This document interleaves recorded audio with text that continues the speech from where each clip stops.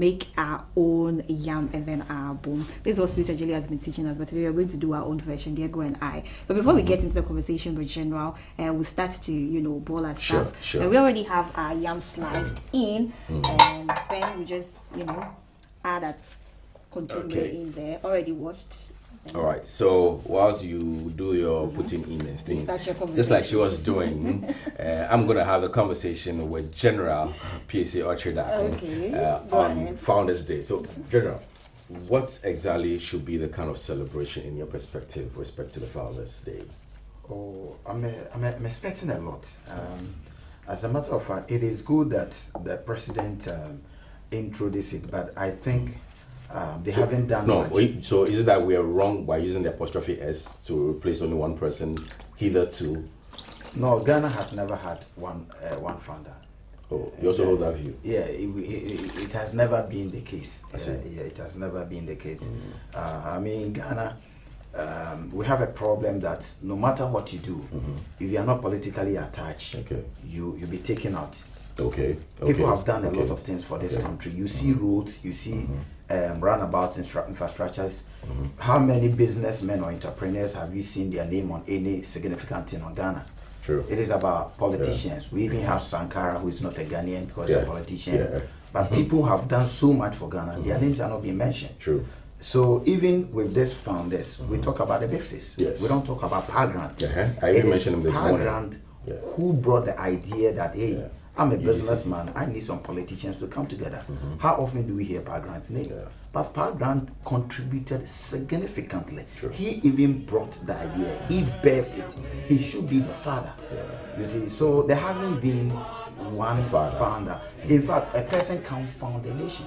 And we'll be going through how Ghana came to be. And you know that it's not possible for us to have a founder. Right. It is not possible. Before you get into that, Madam Chef, do you tell us what you are doing so far? I'm just dressing my Kobe. Oh, okay. Yeah. So what have you put in so far? We have the yam beneath. The yam beneath, and then I've added my eggs and then my kontomire in there, my cocoyam beans, and then I just want to dress my Kobe a little bit, and then I can, add my onions and then tomatoes and then pepper in there. Smelling good. Can you smell the Kobe already? Yeah, I'm going to cry that. I saw my but I say me did the By the way, so let's get into the conversation about how we got here as Ghanaians, or the name Ghana came about. So, the name Ghana is from the ancient Ghana Empire, which used to be a golden empire. It was the first in the Sub-Sahara to rise to glory, and then they did so many things that the achievements is even recorded in the American history book, that they recognize that kingdom to be a great kingdom. So founding fathers believed that is where majority of the people that constitute this nation migrated from. So if they were going to found a new nation or going for a self-government, then they would have to change the name that was given to us by the British. So that's how come they took that name for it to be our name. Our name used to be Gokus. Our name used to be Gokus. But the Gokus was not today, it didn't cover today's geographical side of Ghana. It constituted Western, that is the old Western region, Central region, Greater Accra, and Eastern region. So Ashanti was not nothing. Then all those parts were not part of the Gokus. Ashanti was a nation on its own, was a colony on its own. So we had the Western province, and then we have the Central province, and then we have the Eastern province. The Eastern province is what has been divided into two. That's Eastern region and Greater Accra region. So Greater Accra region and Eastern region used to be one region for the colony, which is Gokus, and that began in 1874. But they had signed a bond with our chiefs in 1844 at Fonasi, and according to the British, this bond gave them the authorization to govern us. But according to the chiefs, they said no, that was not what we believe. We said we're giving you authority at your fort, where your buildings or where your residents were. That's what we mandated you, but they were gradually extending to where the indigenous people were, and gradually they took over the whole area. So then the struggle began. in various forms with the Aborigines who protected the land because the British wanted to take our land like they did in Zimbabwe, in South Africa, and the eastern part of Africa. But our chiefs rose and said, no, we are not going to allow this. So the Aborigines, they fought for the land. There was the Fanti Confederation who resisted these Europeans. But there came a time that people were fed up. People were going to school and they realized that no, we need to have self-government. So that could only be on the basis of the concept of unity. Okay.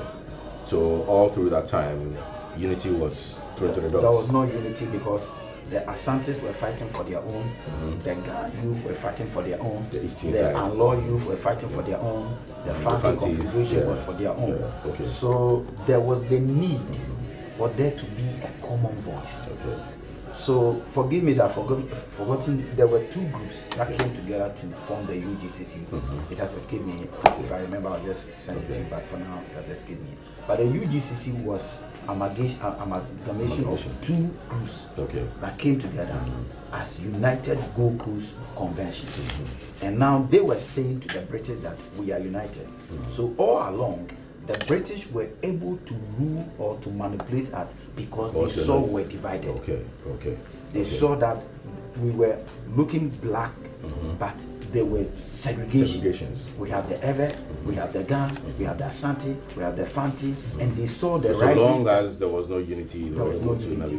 So there was the need for some sons of this land to come together to form a united group and now champion this group to the people that hey, we want to drive the Europeans away. Stand with us. We're going to tell the Europeans that we are a party of the people and then we can have our self-government. So that is how come they formed the United Gold Coast Convention on 4th August 1947. Awesome, good.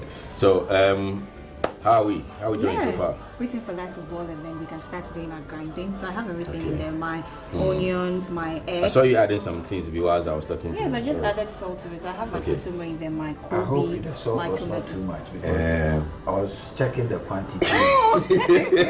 Don't worry, you'll be a testing officer when we're done.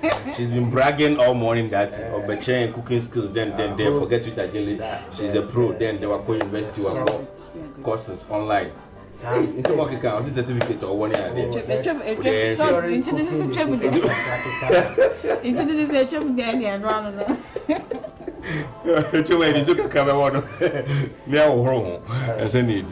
Anyways, okay, so at this point there's supposed to be a cohesion, somebody who's supposed to unite all the fronts that were divided. Then came in the man. You mentioned that there were two groups that came together, but the man at the forefront happened to be Pagrant. Let's talk about him. How did he, or was he able to do this together? First of all, Pagrant was an entrepreneur. He was a businessman in the Second D, and he contributed to the development of his communities, to the communities there. He met Dankwa, and then that is JB Dankwa. JB Dankwa, and then asked him that Dankwa, can you get some intelligent people like you, some politicians like you, so that we can drive these Europeans away? So JB Dankwa now had to take the responsibility to get a number of people. So it was as a result of that, they got Akufo-Addo, that is Ebiado Akufo-Addo, the father of our current president.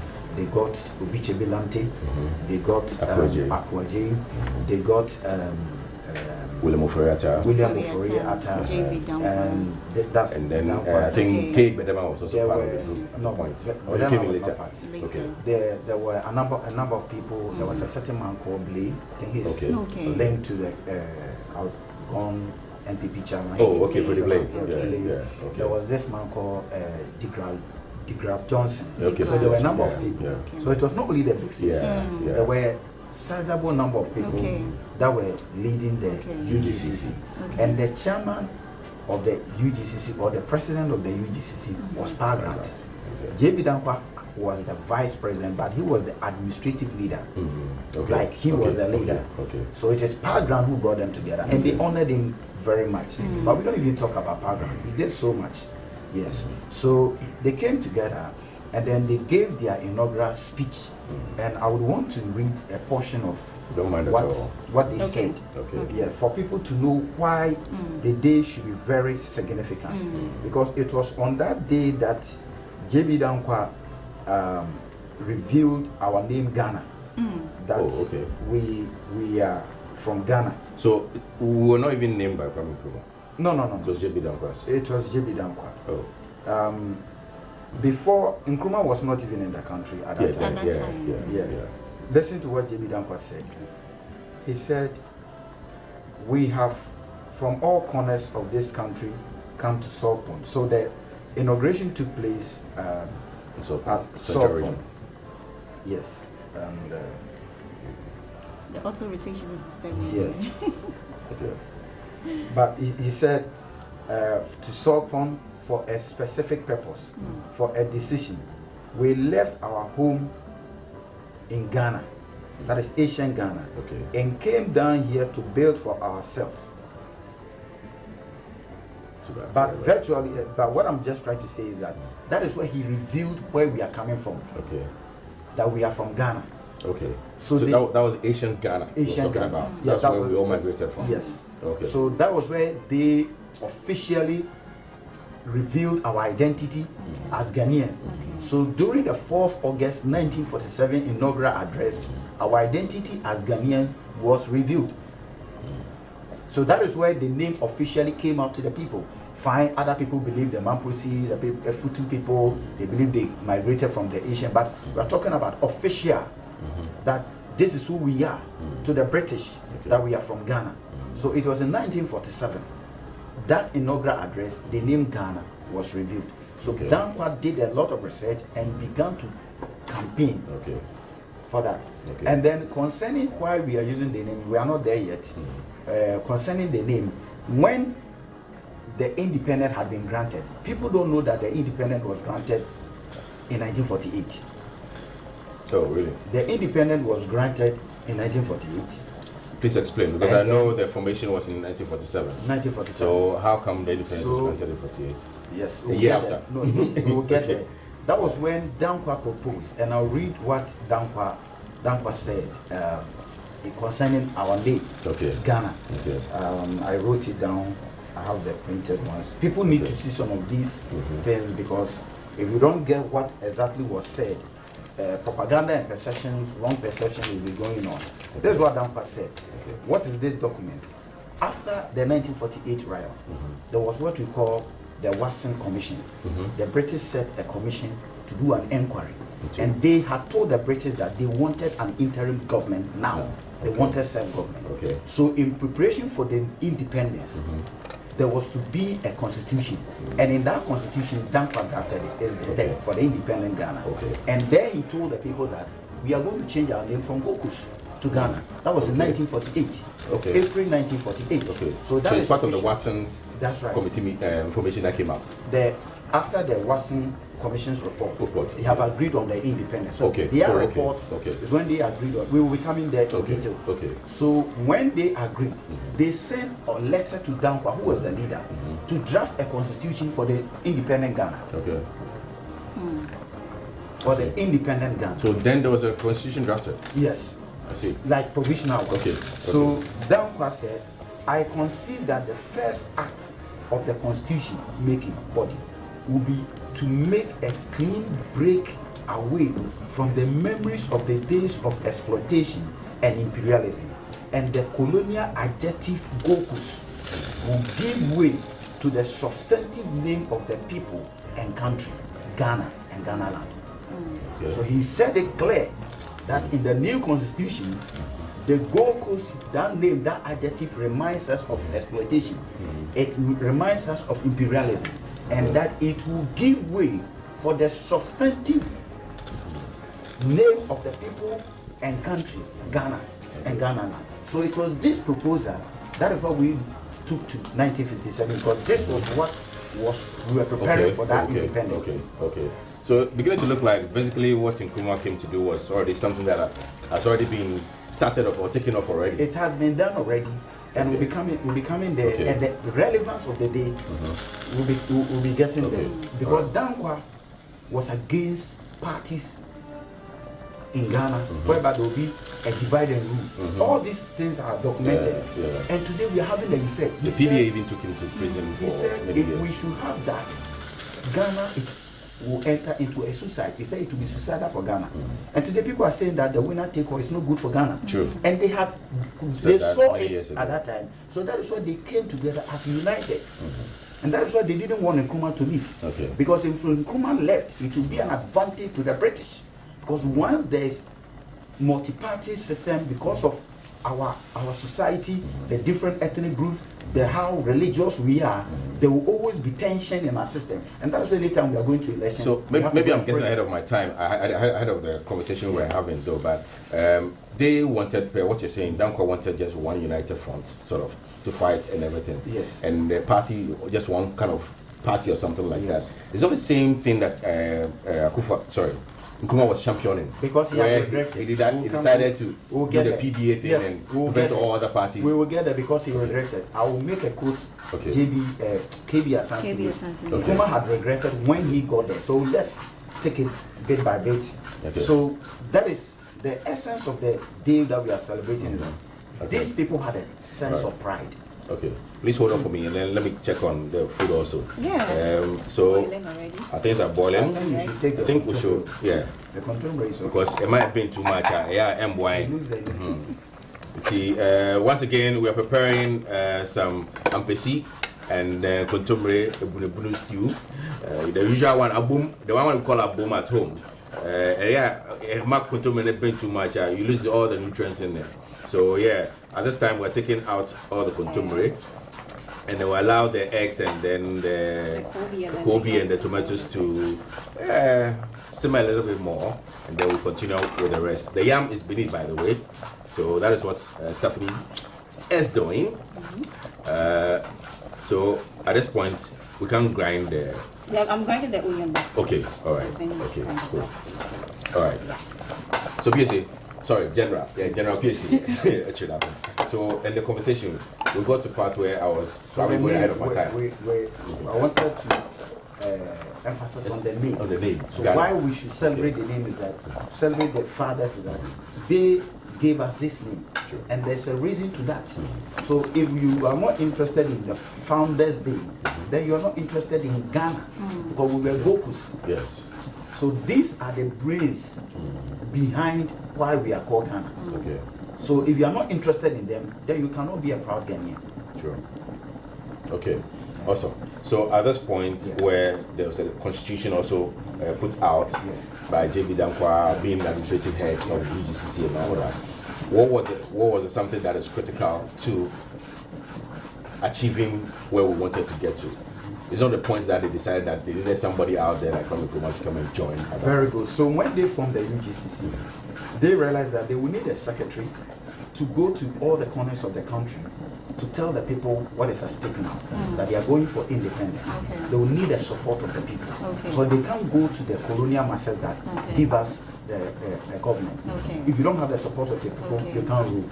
So now they will need somebody to send their motive, their vision of independence, what they want to achieve. They wanted to build a new Ghana. That's why I wrote the book, The Dream of a New Ghana, a Reality of Myth. They wanted to build a golden kingdom.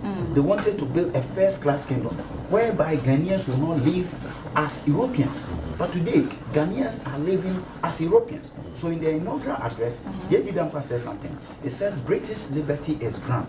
British liberty is good, but I prefer the Gold Coast liberty. Okay. You cannot practice British liberty in Gold Coast environment. What he's saying is that you cannot be a British in Ghana. Exactly. Yeah. But today, Ghanaians are forcing to be British. Yeah. Ghanaians are forcing to be American. So we have defied that sense of purpose, that independence that they were fighting for. It was not just for a Ghanaian to be in government. How we got there is another conversation altogether. But at this point, these people have done the structural work up to that level. Why then do they need somebody external to come and support? It was champion that? Nkrumah came right at the outset. They formed the independent UGCC in 1947. Yes. Nkrumah came in December 1947. A few months after. Okay. Nkrumah came. Okay. So at the time Nkrumah came, the UGCC had not been popular. Okay. Because it was formed on 4th August 1947. And then Nkrumah a letter was sent to Nkrumah on November 14th. Okay. 1947. Okay. And then by December, Nkrumah was here.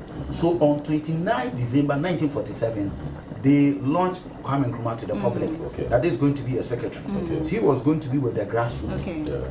Yeah, so Nkrumah was part. Is if you establish something 4 months, let's say an organization 4 months, it hasn't taken off. Many people have not heard, and he was even the one to go and campaign for or mobilize the people.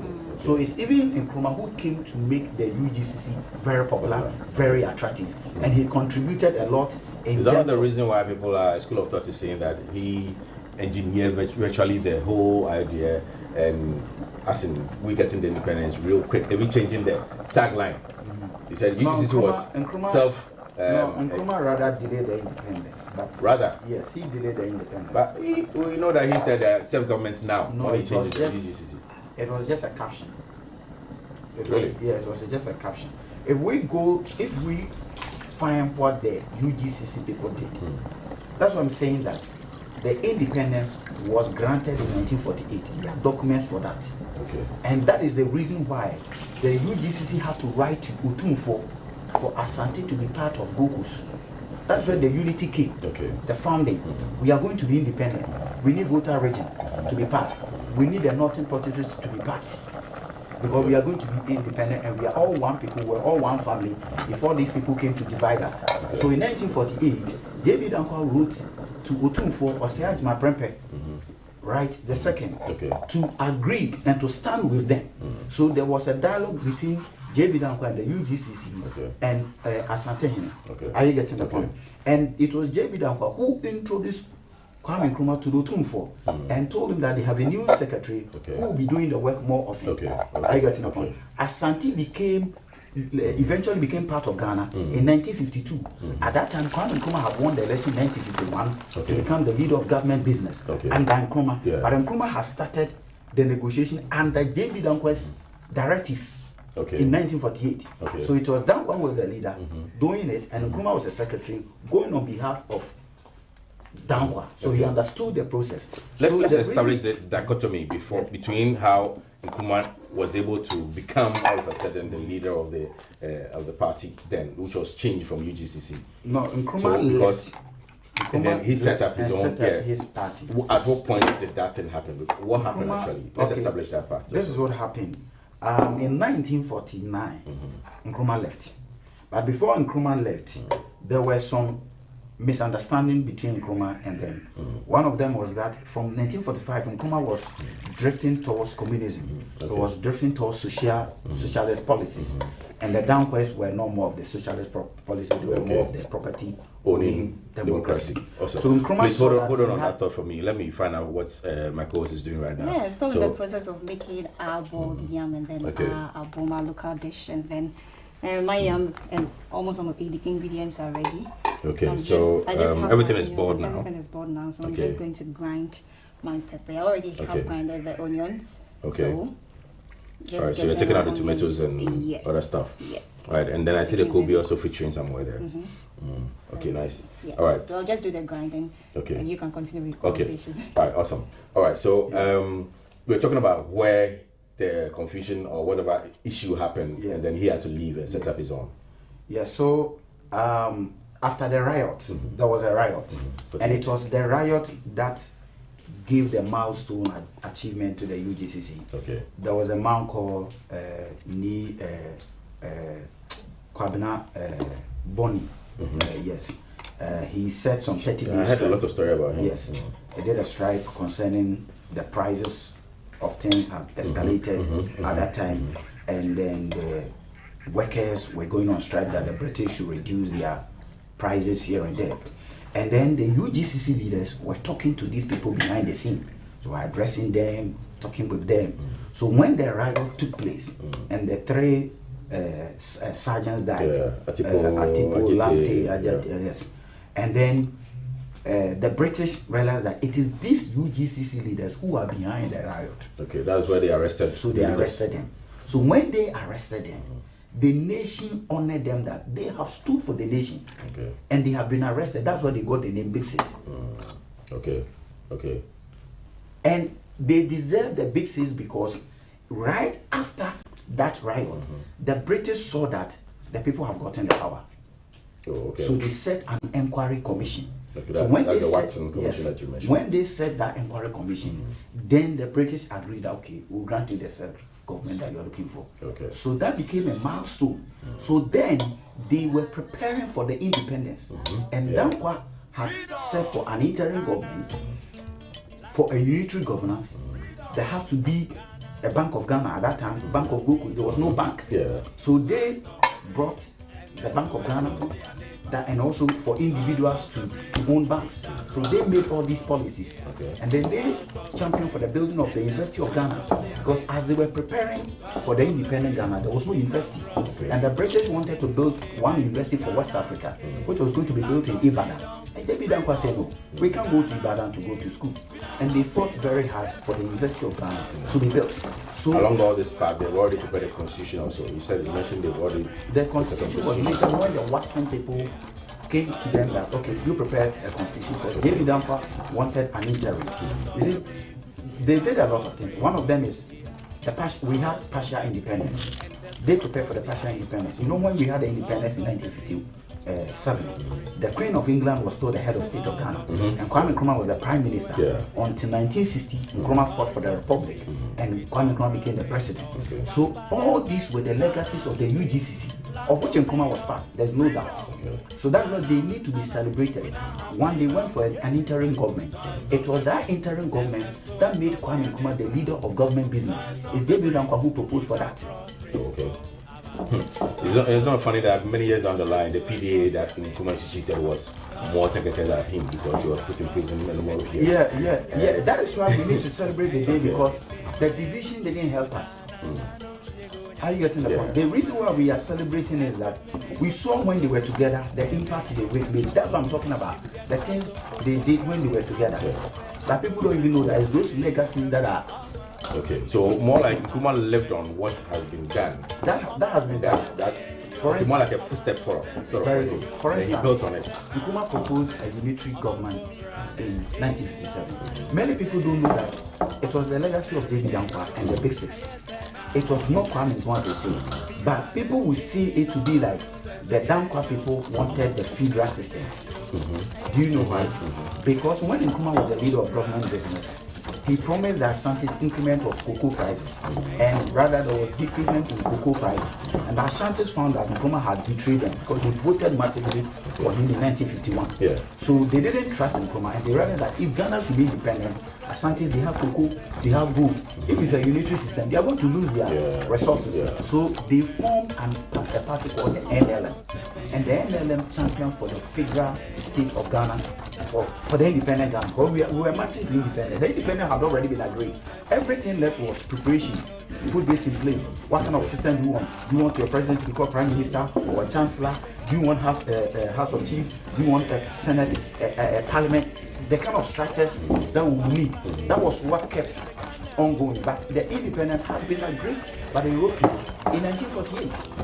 Are you getting the point? So when we should have something like a unitary system which Nkrumah proposed in 1957, it was the work of the Big Six. The documents are all there. The interim government that Nkrumah won was what David Dankwa told them that, hey, right after the riot, give us an interim government. Let the Queen of England be a government general.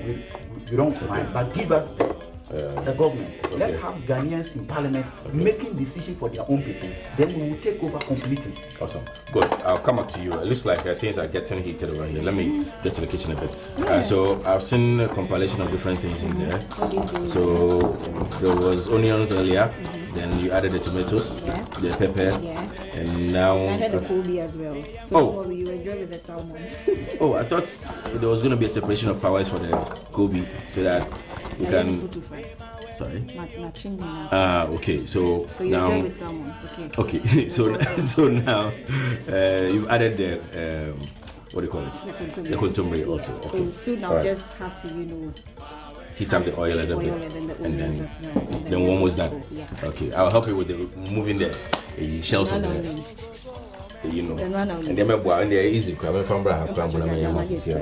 Yeah, there was all right.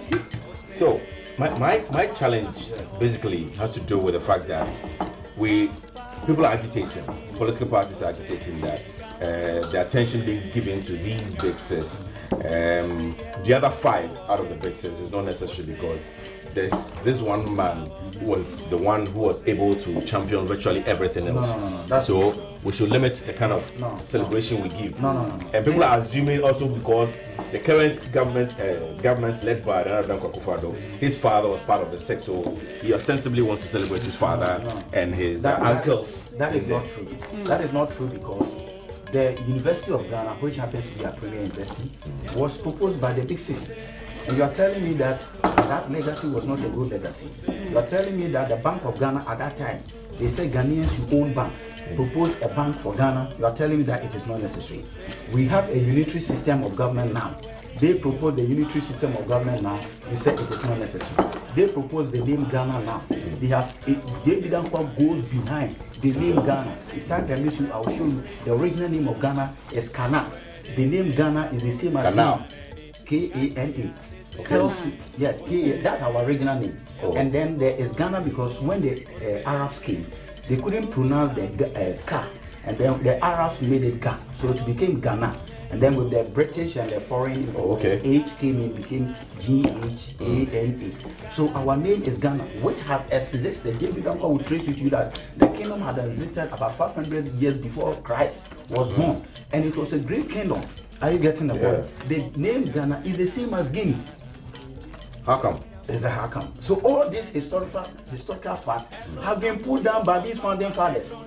That they know that Ghana is the same as Guinea, and there's a link between Ghana and Guinea. And that's tell me about it. I'd like to know. I'm surprised because that's it. They have done a lot. People will not find the work that they did. That is what I'm saying. That the 1951 election that Nkrumah won, they proposed that interim government with Nkrumah to be the leader. No, they proposed. So there was a change there. This is what happened. This is what happened. Nkrumah realized, first of all, Nkrumah was demoted as the secretary of the party to become treasurer, which he felt humiliated. There were some misunderstanding, right? Okay. And later, some people came to Nkrumah and said, "Hey, let's form a new party and leave these old people." Are you getting a point? So when Nkrumah was taken away from being the secretary, they called him back, and he accepted the position. They called it like he was given the position of a treasurer. Okay. They reinstalled him to become the secretary, which he accepted. On that day, Nkrumah had, formally he had not, but behind the scene he did. But people came, and then they picked Nkrumah from the scene, like I'm here talking to you. I had agreed, and then they came and leave these people and let's go and form a party. And Nkrumah said he had to listen to the people, he's leaving them. And Nkrumah left. After 3 hours that he had agreed to be with them, to be reinstated to his position. And then Nkrumah left. When Nkrumah was leaving, Nkrumah went with the CY, with the youth organization of the UGCC. So at that time, what was happening was a fight between the elderly and the young ones. So Nkrumah moved with the young ones, and the young ones went to establish their party. He was so the CPP was a wing of the UGCC. So they just moved away, leaving the old ones away. So the 1951 election, the elderly people voted for the UGCC, and the young ones voted for the CPP. Who were more? Yes, who were more. So Nkrumah became the leader because we had to go to an election, and in the election is about who has the numbers, and he won. And when he became the leader of government business, he did well. There's no two ways about that. But the point is that what brought that election was the achievement of the UGCC. They asked for an interim government. Are you getting it? But they never thought that one of them was going to leave them for there to be an election. I don't know if you are getting it. That election was no idea of the British.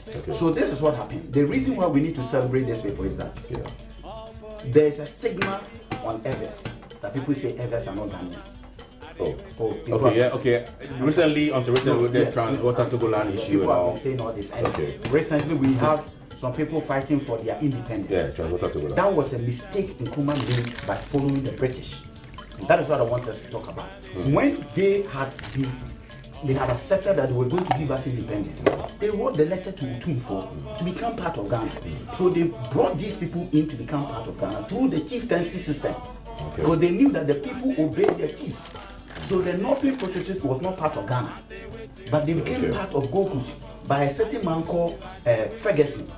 Yeah, he was tasked to demarcate. Very good. So they became part of the colony because we were going to get the independence. So you don't wait. If you wait for us to be independent, you have to fight for your own independence.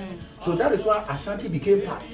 But the process delayed to 1952 because Dankwa expected that by 1952 Ghana should have had a full independence, and all the documents are there. So we convinced Otun for Nana by 5 years' time the independence will be achieved fully. Now we are fighting for the interim government. So you have to be part with us and stand with us. So they did that, and it was remaining the Togoland. And then the document that I talk about, the constitution, Dankwa has stated in it that they will speak to the French and let them know that we have our ethnic brothers in Togoland. And then in Ivory Coast, there are some accounts there. They will also be part of us in the independence. So J.B. Dankwa had proposed all these things that were there, that those part of the Everland will be part. Already there was a sizable part of the Everland that was part of Ghana already. That's why Belema was able to fight for Nkrumah. They were part of Ghana. I get to that point. But the British wanted a divide and rule, which will bring a problem. So when Nkrumah took over, instead of going by the legacies J.B. Dankwa has set, he went for an election for the plebiscite. The plebiscite was the idea of the British, which was not going to be good for Ghana. Which J.B. Dankwa said it would be suicidal for us, knowing our background there. Ethnic descent. So once they subjected that part to a plebiscite, those who say no still don't want to be part of Ghana. Okay. Are you getting the point? Yeah. Unfortunately, my time is up. Very good. Asante didn't become part of Ghana through an election. So people don't even know. Okay. So people don't say Asantes are not Ghanaians. People don't say Northerners are not Ghanaians. Yeah. Why do we say Togoland was not part of this? Because of the plebiscite, which shouldn't have been. Should have been the same process the UGCC set. But the British knew what they were doing because they knew that if we go to an election, those who say no will always oppose. Are you getting General the same thing they did at Cameroon. If you go to Cameroon and Nigeria, there's tension there.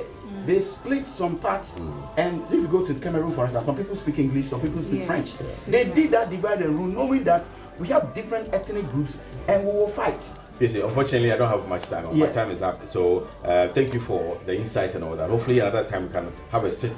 This time around, we're just standing, have a sit and have proper conversations about how we even got there and why we need to celebrate these fathers that we call them. We'll wrap up on this conversation with PSA. We're going to take a quick break. At this moment, our oil is on fire with some onions in there. So when we come back, it's just about pouring onto it and then begin to serving and then we'll get to enjoy. Plus, watch out for the man Albert Tete. He's a man with verbal transformation. He's a spoken word artist. He's going to join us, also give us some few here and there speeches about how we became who we are and why we are celebrating today's Founders Day. We'll be right back after this quick break. Stay with us. We'll be right back.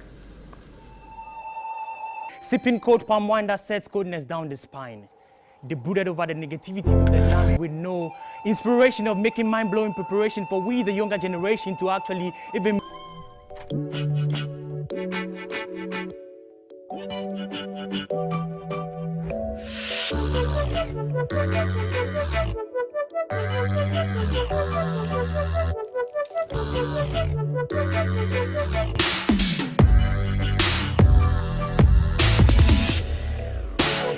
Alright, so you're welcome back from that quick break. Just gone by was the man PSA Ochridakun, who was having a conversation with us about Founders Day celebration, the need for us to celebrate the founders and not a founder. So he's gone, but introducing the man who speaks for the youth to arise, to become better than Nkrumah, and he himself has a bushy Nkrumah hair. He's joining us, the man Albert Tete, with verbal transformation, and he's here with us to continue the conversation. But before I get to him, though, my co-host is already done with the mashing and the grinding and everything. And see, I can say, oh yeah, it's okay now. Okay, so you go ahead and do with the 7 whilst I tackle the tall man here. Okay. All right, so Albert, nice to have you. It's like trying to sideline me from the dishes. Don't worry, look there, little glory. We'll get to that one. Don't worry. So, whilst having a conversation with PSA, he was of the belief that is the celebration of the founders is long overdue.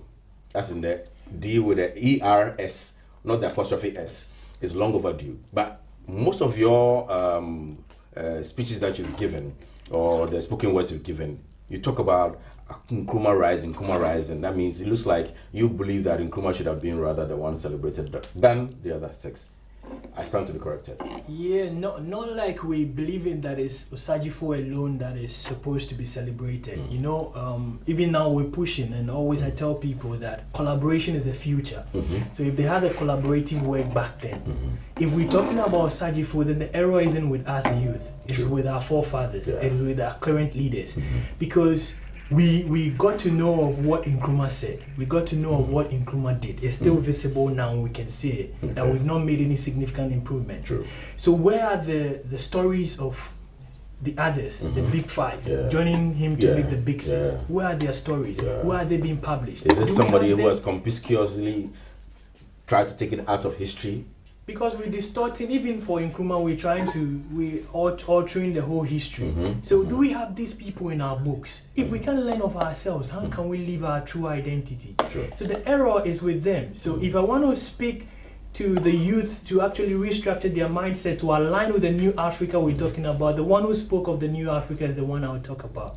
Once I have details on these other five, I can quickly talk about it. And that's so history is sort of quite distorted when it comes to putting the six together.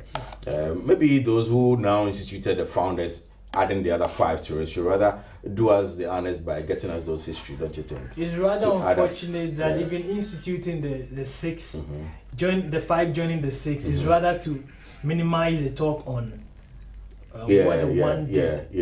So it is a perspective to which we're doing it. That is why people will feel like you're trying to eliminate one from the picture. If you check videos of old, because that's what the opposition sort of always make it sound as if that we're trying to downplay the efforts of Kwame Nkrumah and add other five people to make it big six. But it's supposed to be a total celebration of all these six, not just the five alone, aside of the one person that has championed it. What should the youth look out for in terms of advancing the cause? What is the message to the youth with respect to the celebration today? So in celebrating today, that's one thing I want to say. Let's just liken this day to a plant. If we don't know of our roots, how are we going to germinate so well and be solidified in our roots so that we can pass on information through our stem into our branches and bear lasting and enjoyable fruits? We can. Because our roots are distorted. So on this very day, these are days that we should see very significant. That there should be seminars, there should be trips to various centers to view what these people of old have done. But people are seeing it to be a holiday and it's a day of rest and all that. So we are not contributing to the advancement of our history, and it's rather unfortunate. And if we want to make a change as younger people, just as we're preaching always, we need to reset our mindset. Irrespective of our political disparities, we should know that there are certain things that must not be distorted. History is there. We shouldn't tell it the political way. We should be critically analyzing these histories and not repeat the negativities of histories. So it is very necessary that we value these days and not play politics with it. So to the youth out there, I want to say this day is a significant day, and what we have to do is to critically think and reprogram ourselves to project these days so that we will not fail our generation. Here's a case we are still battling, just like we started the conversation with, we're still battling with the history of the other five, that less is spoken of, less is recorded of. How does the youth begin to see the impact of these six? Do we then probably have to look for historians to start churning out? Should that be the mandate of the youth to now go and source the information, or should be our leaders to pave a way for the youth to be able to access this information about these people and how they came together? He was talking about the Watson's Committee and how J.B. Dankwa led in putting out a constitution or something like that to guide them and all that. But we don't know about all this information unless you chance upon it in somebody's documentary or whatever he's written or something like that. So it's rather unfortunate. I can say it's late but not late. Now we're using audiovisuals when it comes to teaching and learning. What are we doing? Where I work, Parables Animation Studios, we did 28 The Crossroad, which was based on the story of the three ex-servicemen, the Crossroad shooting. It got no attention, like the way we, no publicity, and we were the first to do it. the first ever GH animated feature film telling the story of our land, and it's still not valued. So if you come in and people you didn't want to place attention on those three. If you're telling us that it is Founders Day, S apostrophe and not S, not apostrophe S, you need to actually enlighten the people because they don't know the basics. So if we want to do this now, that is what I'm saying. It is late but not late. If we quickly want to do this, then we have to use audiovisual. We have to use poetry because there are certain rhymes you learned when you were in KG and all that primary one. You still remember them because of how strategic and how beautifully crafted it is. So we can resurface our history and let's tell it well. And not wait for the Westerners to tell us our stories. That is where we jump on and we can spend all night to watch their movies and all that download. We are so passionate about the discussion. What happened to our own histories? And I like how in one of your poetry you actually outline the fact that we are able to do that because we were taught how to use the pencil and then erase when we make mistakes. We're taught how to rule because we're using the rule in school and all of that. So why not erase our leaders now? In one way or the other we ruled.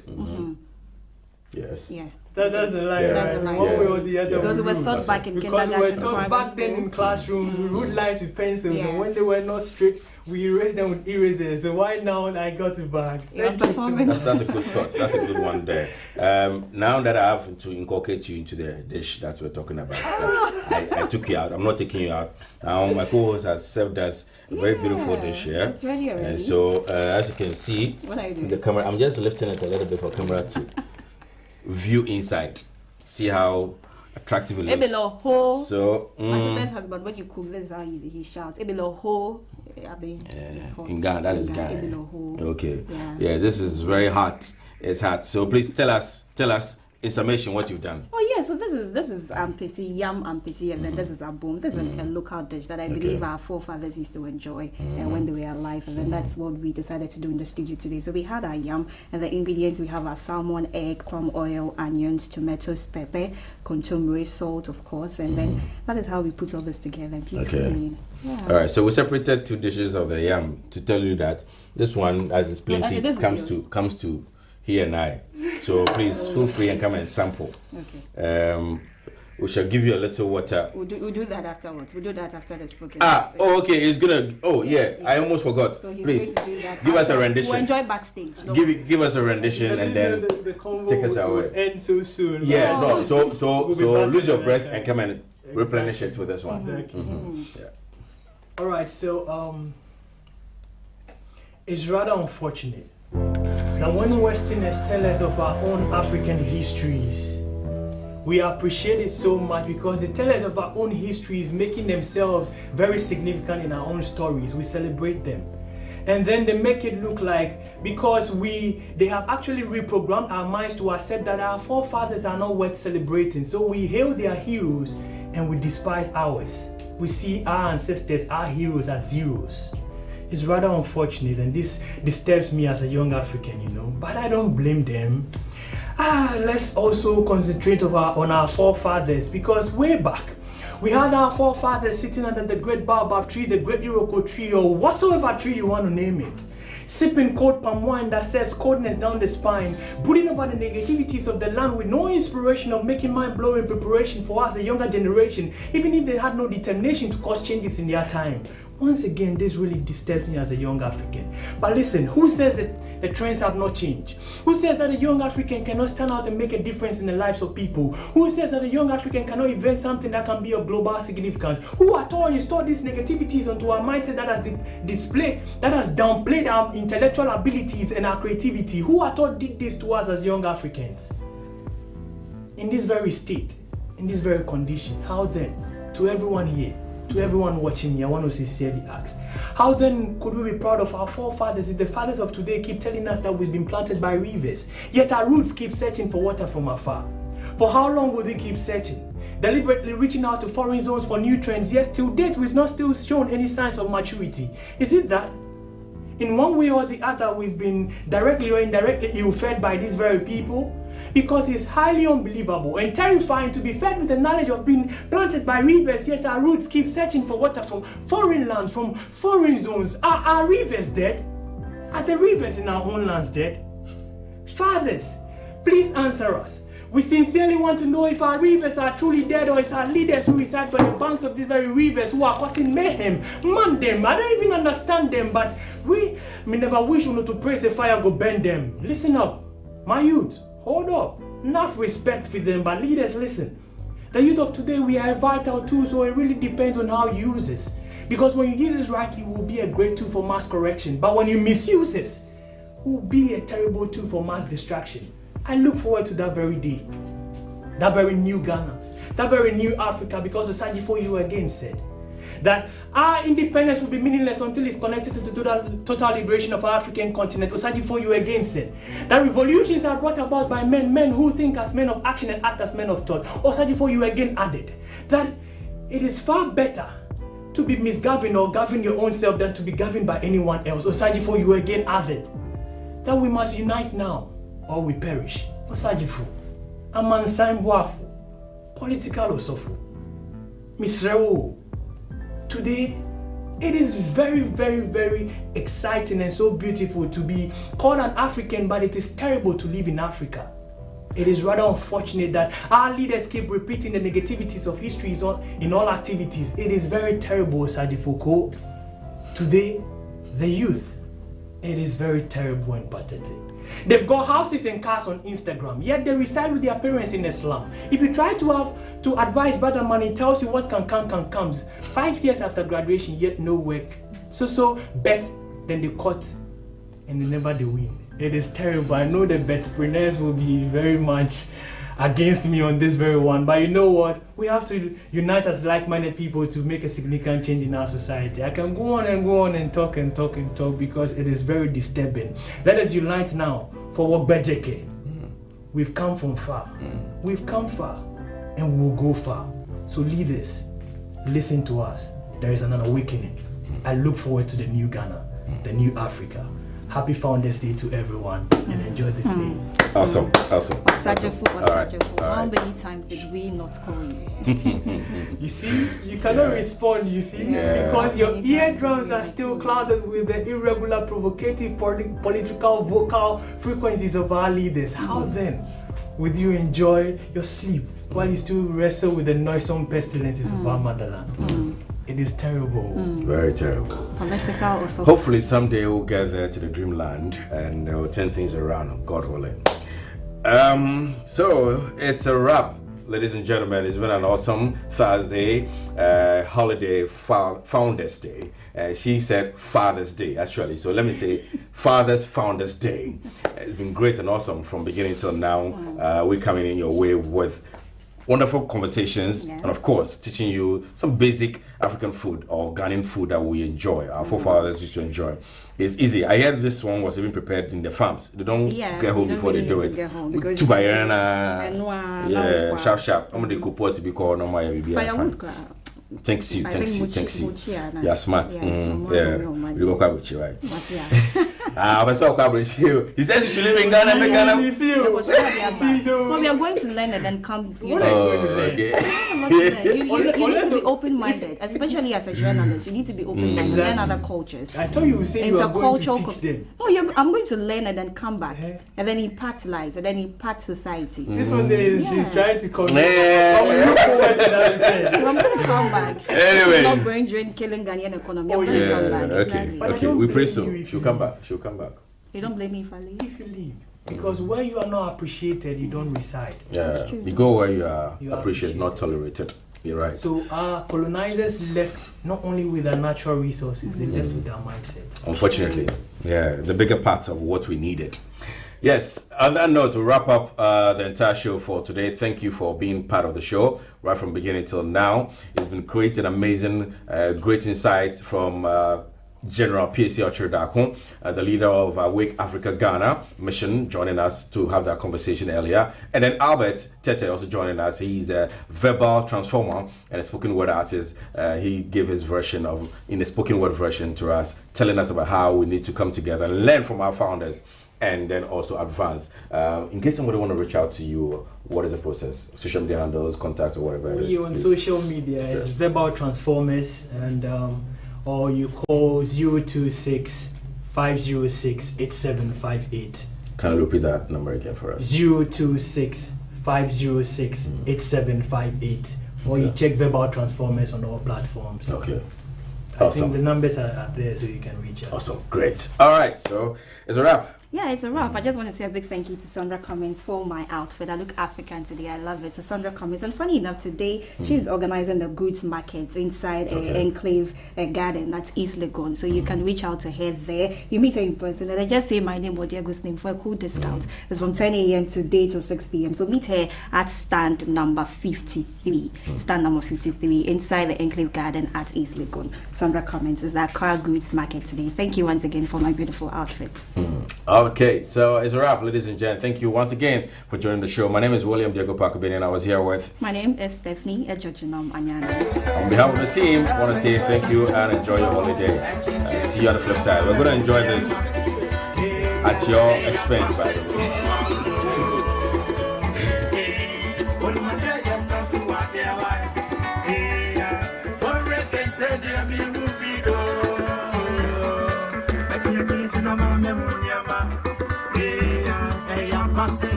Mama,